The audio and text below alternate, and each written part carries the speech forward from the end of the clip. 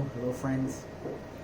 I had just tried to shoot a video for my SOTD Talk, and it started to run a little long, and I really don't want to do something over 10 minutes, but I do want to talk about Father's Day and how it relates to my Saint of the Day.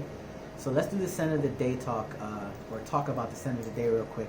My Saint of the Day is Jean-Paul Gaultier's Le Male in the Navy. I picked this flanker for the 1995 classic fragrance, perfume by Francis Kurkdjian. This was not done by Francis Kurkdjian. This is essentially that fragrance with almost the entire notes list removed. Mint is what remains, and vanilla. Watery notes and C notes are added, and ambergris is in the base.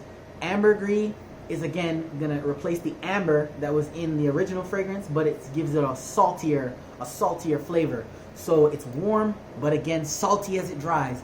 It's watery notes or C notes in the mid, and watery notes up top with the mint. So this is essentially mint, salt, and vanilla.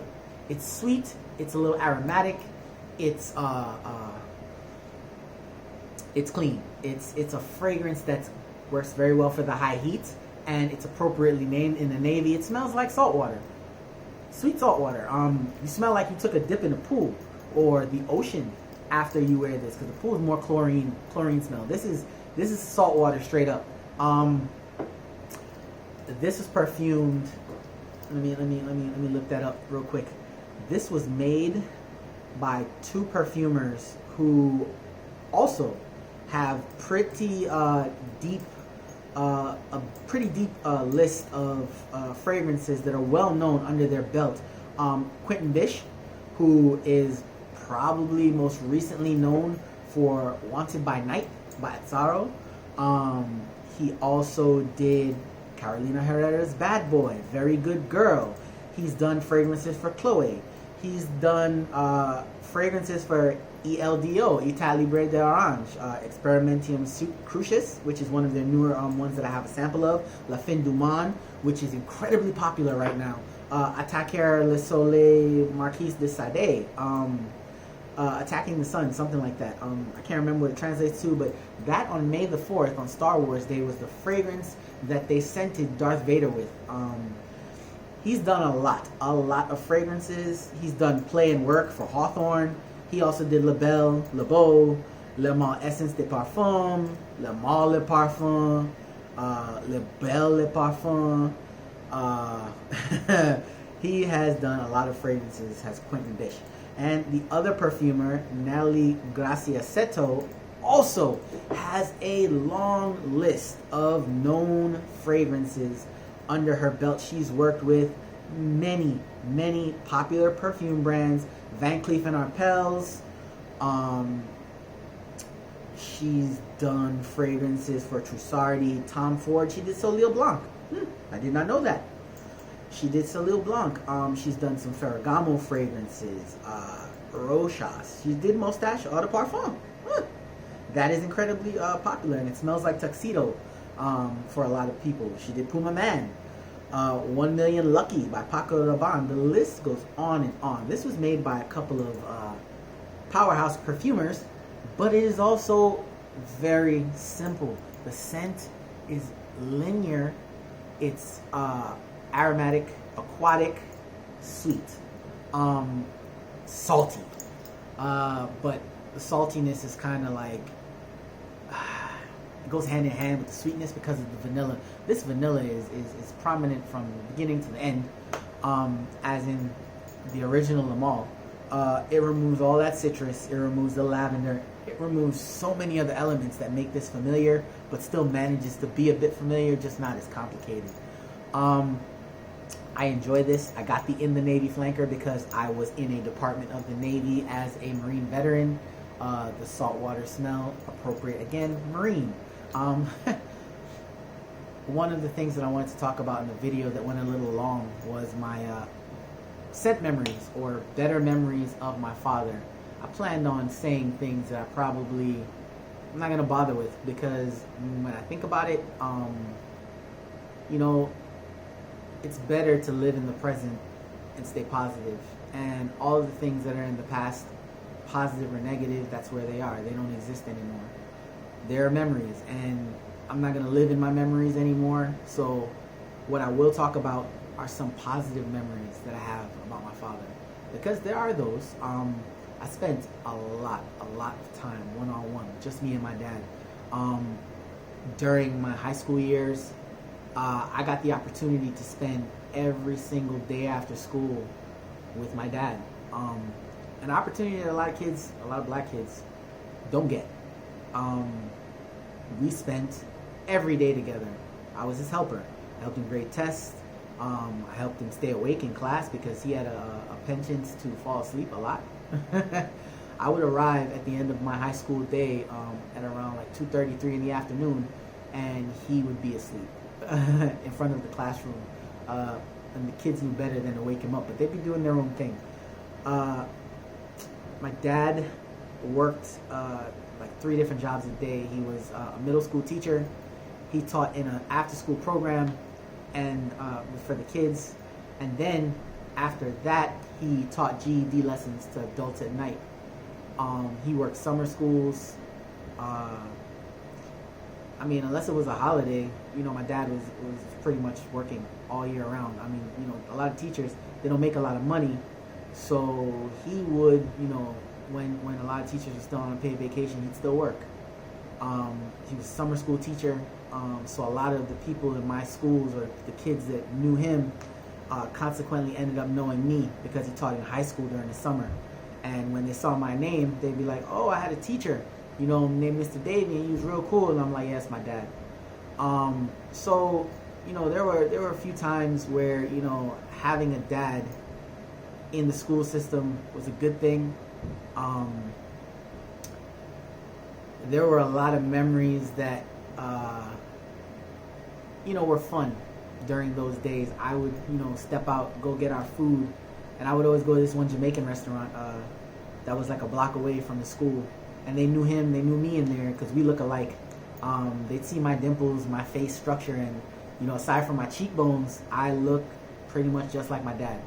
So they would know it was me. We wouldn't even have to pay it till later sometimes. I'd just pick up the food, take it back. It was a fun experience spending those days with my dad. He gave me some of my first driving lessons reluctantly. I spent time with him and my older brother, who had no interest in driving. We spent some time in Red Hook in some empty lots, driving around. He was trying to gauge my spatial awareness and stuff.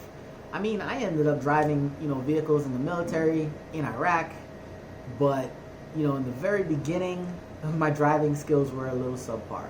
I've got to admit. I was real nervous on the road. Eventually, when I did finally get my license, it took me 2 road tests. It took me an extra try. But after getting my driver's license, my dad didn't he didn't get me my own car, but he didn't really say no when I asked to borrow his, and that was pretty cool of him because he could have said no. I think about it at times, he could have just said no, but he let a 16, 17-year-old kid drive around Brooklyn and impress girls. So I gotta thank him for that. Something that I said in my last video that got cut off, I talked about my dad's fragrance collection, right? And I've said this a few times before and to some people, but he was probably the first person in my life that introduced me to what it means to enjoy fragrance, to apply fragrance and not be apologetic about how good you smell. My mom would tell you he sprays way too much and he bathes in cologne. That verbatim what she would say. But I always took that as an appreciation for the scent, for fragrance. Personally, it didn't hit me in the way that it did him. I mean, I went all out, but I also don't have any child support payments. So I don't have any kids of my own, so I can buy a crap ton of fragrance and waste money like that, or spend money how I want. I'm pretty sure that if he had his way, he would have had more than 4 to 5 fragrances at any given time. But let me tell you something about my dad. The 4 to 5 fragrances that he had at any given time rotated constantly from the 80s all the way to the mid 90s to when I actually lived with my dad. to the 2000s when I, didn't live with him anymore and ended up, subsequently moving out, living with my mother again, going into the military. My entire life, my father's had about 5 fragrances, but those 5 fragrances, month to month, they would change. And I mean, this man would get a bottle in January and a new one would appear in February to replace it because he sprays that much fragrance in one application. Chorus, Yope, Sung, Lagerfeld, Photo, Paul Sebastian, Bowling Green, Polo Ralph Lauren, Nautica Sport, Perry Ellis, Lamal, Guess, blue jeans, black jeans, green jeans. Man, I can go on and on and on. Curve. So many. That Paul Sebastian was probably, I think he handed it down to my brother when he was in junior high. And when I hit junior high, I would take some sprays off of that. Holidays, days where you want to go in and probably impress a couple girls. My dad had any fragrance out there you could name. Probably, I probably seen it on his mantle. I probably smelled it because of my dad. But out of all the fragrances that I remember him having, there was a Lamal Torso in that rotation at least every 6 months. This is one that he would wear, that he would get back, that he would bring back around constantly. Not this particular flanker, of course. This one was brought in, made by those 2 perfumers that I talked to you about earlier in this video years later. But 1995 and beyond, he would have a Lamal Torso. There was no questioning that it was a part of his fragrance arsenal. As far as Father's Day fragrances, I want to wish my oldest brother a very happy Father's Day. He has 2 children, 2 beautiful kids, my niece and nephew. They are, they're 13 years old this year. Wow, teenagers. My nephew already turned 13 in April. Wow. And my niece turns 13 in October. So, shout out to my brother for, being there as a dad for his kids. My late brother also has a child that just turned 2. And I'm gonna try really hard not to, think about that right now, because I want to get through this video. But, Father's Day is an important day that I'm not going to sully with any negativity. I'm going to wish my dad a happy Father's Day because I know he watches my content. I'm not sure how often he does. I'm not sure how often he uses Instagram, but I know he's on here. He follows me. I guess that's it. Happy Father's Day to all of the amazing fathers out there, all of the reviewers out there who are fathers. There's a lot of you, and you're amazing people. Shout out to you. Shout out to you for taking the responsibility and stepping up and giving your children positive memories like the ones that I have that I could talk about today, and just for being there, being an influence, a positive role model. Shout out to the people who remind me of my father on here.